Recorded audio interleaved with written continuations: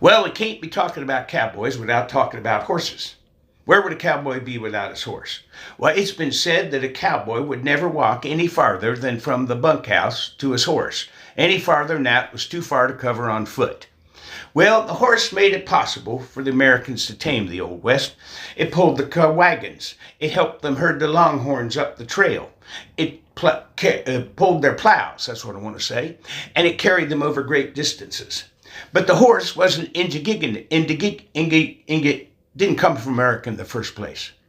No, it was the Spanish conquistadores that brought. Now, how about that? I can say conquistadores, but I can't say didn't come from America in the first place.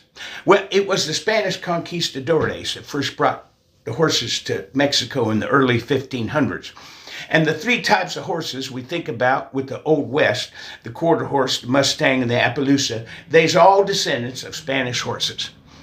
Those Spanish began breeding horses on their large ranches located in the valleys of Mexico, and after years of selective breeding, they developed excellent cattle horses that were capable of intense short bursts of speed and were easy to train. Around 1600, the Spanish began moving north of the Rio Grande into the area you folks now, call Texas, and they began bringing horses with them. And when they came, the people who lived on the plains out there, who you folks call Indians, saw those horses and they said, "Woo-wee, that's a fine animal. Can we get some of those?"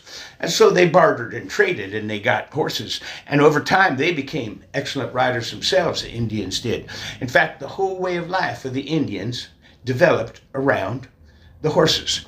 Well, the stage was being set for them three types of horses. Now, first one is the Mustang. Comes from the Spanish word mesteno, meaning unclaimed. And they were horses that escaped from both the Indians and the Spanish and began running wild on the plains. Well, these little critters were very difficult to catch and tame. And fellas, took a lot of work to do that, you see. In fact, there is a cowboy legend of a beautiful pure white Mustang that would appear to the fellas in the distance, and every cowboy dreamed of owning the beautiful white horse, but it would always disappear when he got near. Well, nowadays, there's few Mustangs left, and the ones that are protected by the U.S. government.